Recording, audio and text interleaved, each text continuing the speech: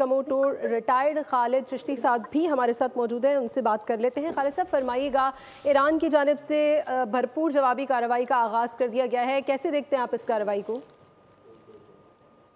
देखिए, ये एक्सपेक्टेड था बिकॉज जाहिर है ईरान की सॉवरेनिटी बहुत बुरी तरह हर्ट हुई है, और सिर्फ सॉवरेनिटी नहीं हुई है, उनकी बहुत ह्यूमन लॉसेस हुए हैं। आपके सामने उनकी टॉप जो पासदाना इंकलाब की लीडरशिप थी उसको एलिमिनेट किया गया है। उसके बाद आप देखिए उनकी आर्मी चीफ को किया गया, न्यूक्लियर साइंटिस्ट, उससे भी ज़्यादा उनका नुकसान हुआ है। तो ये सारा कुछ होने के बावजूद एक्सपेक्टेड था कि ईरान रिटेलिएट करेगा।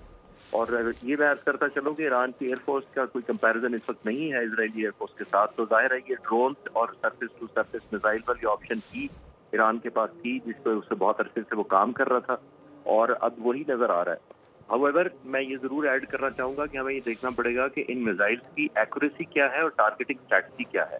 क्योंकि अगर ये जनरल हैरेसमेंट के लिए हैं या ओवरऑल एक डैमेज करने के लिए हैं, वो तो एक और एलिमेंट है। लेकिन जिस तरह ईरान का नुकसान हुआ है, ईरान से एक्सपेक्टेड ये है कि वो उतनी ही प्रोहिबिटिव पनिशमेंट दे, तब वो ये हमले इजराइल की तरफ से रुकेंगे। वरना अगर जनरल हैरेसमेंट हुई तो शायद ये इजराइल का जो काउंटर अटैक होगा, उनको ये लगेगा कि ये वायबल ऑप्शन है कि आप उनके एलिमिनेट लीडरशिप को भी करें, उनके बेसिस को भी न्यूट्रलाइज कर दें, उनके डिस्प्ले इंस्टॉलेशन को भी तबाह कर दें, और चंद ड्रोन अगर पेनिट्रेट कर जाते हैं तो ये आई एम श्योर कि अगर उस तरह सिग्निफिकेंट डैमेज नहीं कर पाते जो अभी हमें कंफर्म होना बाकी है, तो शायद इजराइल के लिए एक वायबल ऑप्शन होगी, अनफॉर्चुनेटली। जी ठीक है खालिद साहब, जानना चाहेंगे इस वक्त बैलिस्टिक मिसाइल से जो है वो हमला किया गया है इजराइल के ऊपर। सो आप समझते हैं कि जो इजराइल का आयरन डोम सिस्टम है वो इतनी सलाहियत रखता है कि बैलिस्टिक मिसाइल को रोक सके, क्या उसकी स्पीड को कैप्चर कर सके? आपकी इससे मुताल्लिक क्या राय है?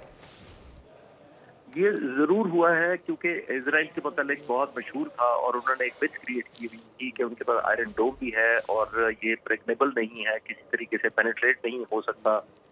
ये जो जितने भी उन्होंने फायर किए हैं, उन्होंने ये ईरान ने डेफिनेटली ये जरूर साबित कर दिया है कि वो हर वेपन को या क्रूज मिसाइल को या ड्रोन को वो रोकना इजराइल के बस में नहीं है। तो ये मिथ तो डेफिनेटली तोड़ी है, सक्सेसफुली तोड़ी है ईरान ने। जैसे लेकिन उसको जो पेनिट्रेट कर लेना, अभी ये भी न्यूज चल रही है आपके चैनल पर, बाकी चैनल्स पर, कि उन्होंने पायलट भी गिरफ्तार किए हैं। और इसका मतलब है कि उन्होंने शाम को मैं पढ़ रहा था कि उन्होंने कहा कि हमारा एयर डिफेंस सिस्टम दोबारा वायबल कर दिया गया है। तो वायबल का मतलब है कि किसी वक्त अनवायबल तो रहा है, और शायद वो अनवायबल या जैमिंग का उसका निशाना बना है उस वक्त जब इजराइल ने अपने 200 जहाज भेजे हैं। उनके एयर डिफेंस नेटवर्क को शायद उन्होंने जैम कर दिया हो और ब्लाइंड कर दिया हो टेम्परेरीली, चाहे वो ग्राउंड सेंसर्स हों या एयर के सेंसर्स हों। और ये भी हमें एक और डायमेंशन जरूर ध्यान में रखना चाहिए कि इजराइल ने सिर्फ एयर पावर इस्तेमाल नहीं की, बल्कि वो खुद कह रहे हैं कि उन्होंने ग्राउंड अपने जो सैबोटाज करने के लिए होंगे लोग, या उनकी ग्राउंड पे मुसायद के लोग होंगे, यानी ह्यूमन इंटेलिजेंस और ह्यूमन नेटवर्किंग को भी इस्तेमाल किया गया है। और ये मेरा कंसर्न जरूर यहाँ पे नोट किया जाना चाहिए कि ईरान को ये कंसर्न होना चाहिए कि उसकी सारी लीडरशिप की एग्जैक्ट इन्फॉर्मेशन और लोकेशन उनके बारे में, कि एग्जैक्ट लोकेशन उस वक्त वो कहाँ है, क्योंकि अटैक तो कल से एक्सपेक्टेड था ये। तो उसके बावजूद इतनी एक्यूरेसी से उन्होंने इनकी मिलिट्री और पासदारान इंकलाब की लीडरशिप को और आर्मी चीफ और टॉप जो हायरार्की है उसको एलिमिनेट किया है।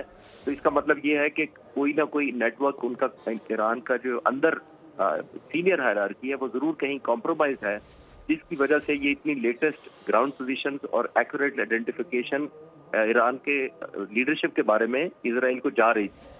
उस पर भी जरूर इनवर्ट देखना पड़ेगा ईरान को कि ये इन्फॉर्मेशन कैसे इतने इंपॉर्टेंट लीक हुई है और उनकी लोकेशन पहुंची। और जाहिर है उन्होंने, आपने नोट किया, साइड या फ्रेट्रिसाइड या फ्रेंडली कोई और टारगेट नहीं हुआ, सिर्फ यही अनाउंस किया गया कि ये लीडर इतनी एक्यूरेसी से चले गए हैं। तो ये भी एक बहुत बड़ा क्वेश्चन है। सब्सक्राइब करें और बेल दबाएं ताकि कोई खबर रह न जाए।